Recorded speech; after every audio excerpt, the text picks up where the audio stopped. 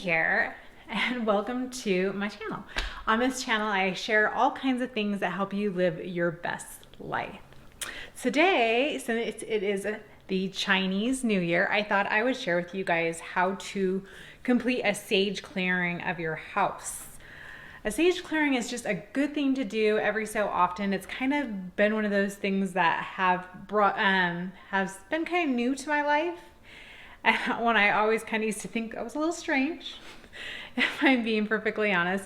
But now it's something I usually do at least once a month. And it's just a way to kind of to clear and circulate new, fresh energy within your home so things don't get so stagnant that things aren't moving for you. So the Chinese New Year, a new moon, these are both two things that would be a great time for doing a sage clearing.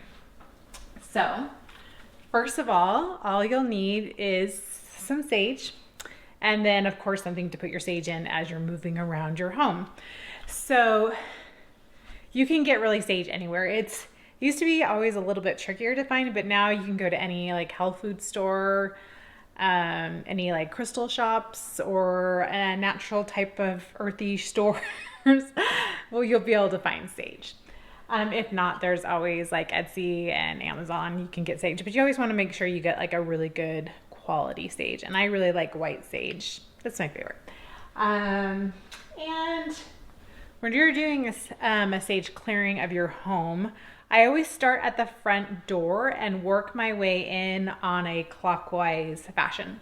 So the big thing is when you're doing sage is to set intentions for each space as you're walking through your house. So in my entryway, you always want to move clockwise. So you're going to just take your sage, and as you're making the movement, you'll just kind of set intentions for that space.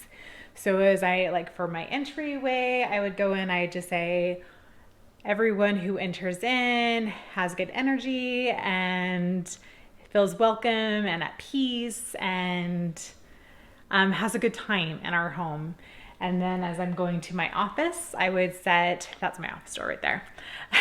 I would set intentions for my office, that I will be focused and driven, and I'll be inspired and focused as I'm writing and sharing my thoughts and my feelings with my readers and with my followers, and that I will put great content out into the world. So that would be some intentions I'd set for my office. And then I come into our family space here, and I would set some intentions for our family space. So, some good intentions to set for your family space would be that you make good memories, that there's harmony and peace, and it's a safe and welcoming space.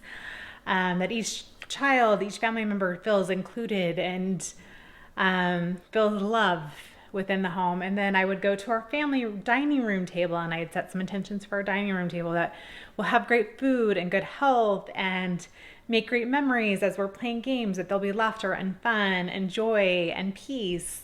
And then of course into the kitchen, I would set intentions that we'll have healthy, delicious food and we'll eat well, and that there'll be plenty of food for our family, and that we'll be able to enjoy each other's company as we cook and make memories in that space.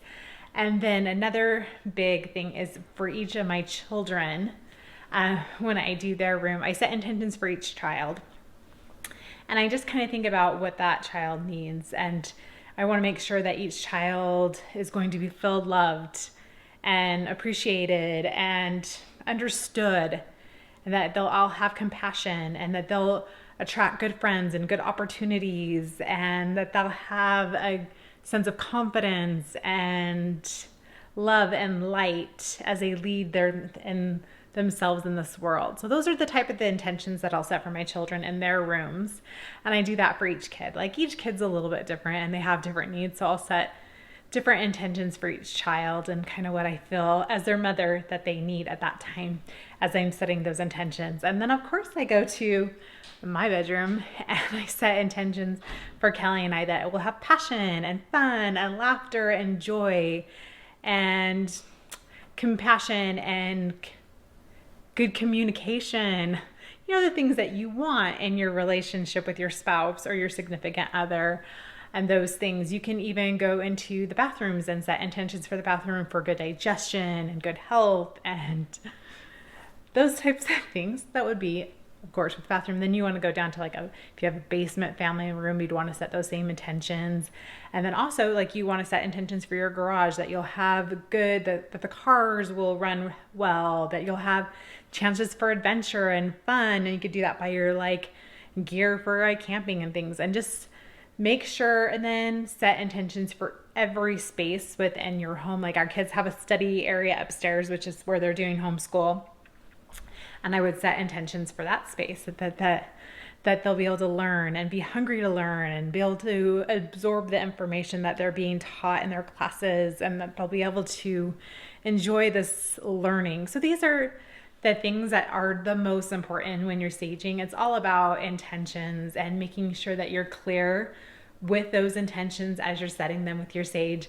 And of course, you want to make sure that energy is flowing in your home. So you're going to want to open up, like I would open up my front door, and then I've got a sliding glass door over here, and I would let those doors be open to allow new energy to flow in through those spaces. So those are kind of the big things when it comes to saging. Like really, like it's not complicated. I mean, I know I said that, to start a different direction and go clockwise and all that stuff, but all that stuff really, like it helps with the ritual portion of it. But more than anything, the important thing is being very intentional and purposeful with the things that you are wanting for each space in your home. That's really the most important thing, is that you you really spend some time and focus on kind of what you want for each space in your house. And as you're allowing that beautiful sage energy clearing to do so with strong intentions. Another thing you can do is you could do water with some clear quartz crystals in it, with maybe some lemon essential oils. That's another way if you don't want to do sage. And you can just kind of do the same thing with a spray bottle and spraying with that clear quartz and then the lemon essential oil. I really like sage. I know some people don't really like the smell. If you don't, try that. But really be intentional with it. And again, happy Chinese New Year. Is the year of the ox, which will be a very beautiful energy after a very interesting year, to say the least, of 2020. But it is a very stabilizing, very trustworthy energy. So I'm interested to see how this will kind of shift things in this new year. Much love. Thank you for joining me on this little journey today. And again, you live your best life when you decide to do so. That means being intentional with making choices that will help lead you to rewriting your story to live your best life. Much love, and we'll see you next time.